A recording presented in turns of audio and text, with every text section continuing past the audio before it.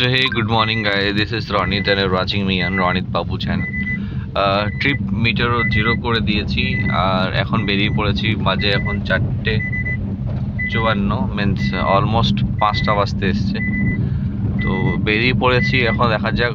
Destination যেটা দেখাচ্ছে সেটা দেখাচ্ছে তোমার বিকেল 5:30 অবধি ঢুকে যাবো। সো নিয়ারলি ঠিক মতো যদি চালাই তো খুব জোর হলেও হয়তো ঠিক মতো পৌঁছে যেতে পারি। So this is the condition of the road. এবার রাস্তায় যেতে সব বাকি কথাবার্তা বলি, দেখি কোথায় কোথায় হোল্ড নেবো, কোথায় কি দাঁড়াবো। বাকি জার্নি আজকে টুয়ার্ডস দিল্লি। এবার আজকে সেই ট্রিপ নিয়েই বেরোচ্ছি। এবার দেখা যাক কটা অবধি ঢুকি। Let's go. সকালের দুর্গাপুরের মহাত্মা গান্ধী রোড দেখতে পাচ্ছেন। আর্লি মর্নিংয়ে কত সুন্দর না লাইট আমাদের এখানে জ্বলে, দারুণ লাইটিং। আর তার সাথে একটাও লোক নেই শীতে, এই ঠান্ডায়। আমি আজকে ঠান্ডায় যে জলে স্নান করেছি, সেই জলটায় প্রায় টেম্পারেচার মনে হয় 1 ডিগ্রি চলে গেছিলো টাঙ্কির জলে। মিনস আমি তো রেগুলার ঠান্ডা শীতের জলে স্নান করি, ঠান্ডা জলে স্নান করি, মিনস গিজার টিজার আমি ইউজ করি না। তো definitely it was a very chilling morning and no doubt আস্তে আস্তে ঠান্ডাটা বাড়ছে আমাদের দিকে।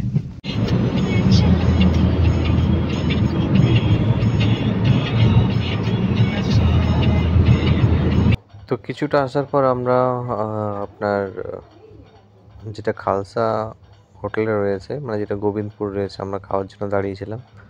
তো এখানে অর্ডার দিলাম পরোটা, আলু পরোটা অর্ডার দিয়েছি, আর তার সাথে 1 কাপ করে চা বলেছিলাম। চাটা খুব ভালো এখানে, সো আমি ডেফিনেটলি চাটা দুবার ট্রাই করতাম। তো প্রথম 1 কাপ আমি চেষ্টা করেছিলাম খাওয়ার আগেই, আর তারপরে আলু পরোটা আসার পর আমি আবার 1 কাপ আনিয়েছিলাম। তো ইট was a very good thing যেটা খেয়েছিলাম। আর তারপর রেড সসের সাথে আলু পরোটার একটা বিকৃতি, একটা আলাদাই ভাব থাকে। তো সেটা প্রথম দিক থেকে আমার ফেভারিট ছিল, তো সেটাও আজকে কমপ্লিট করেছি।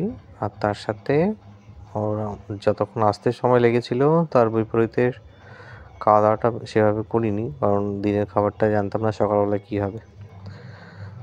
যেটুকু পেয়েছিলাম খেয়ে নিয়ে তারপর আবার গাড়ি ধরেছিলাম।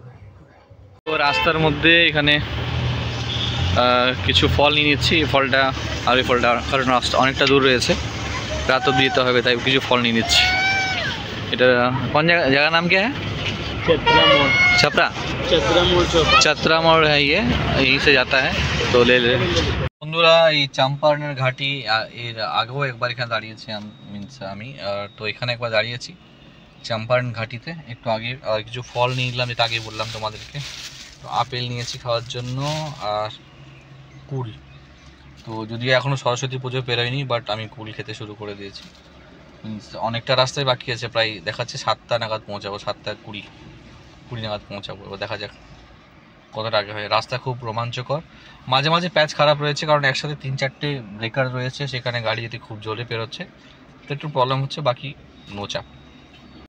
বন্ধুরা, আমরা লাস্ট টাইম এই রাস্তা দিয়ে এসেছিলাম, তো আমরা এটাতে না গিয়ে এবারে এটাতে এসেছি। মিনস ভদৌড়া এখান থেকে 20 কিলোমিটার এই রাস্তাটা দিয়ে এসছি আমরা।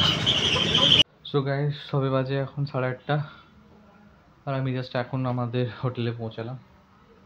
এবার একটু ফ্রেশ হবো, তারপর কিছু খাওয়া দাওয়ার ব্যাপার করবো।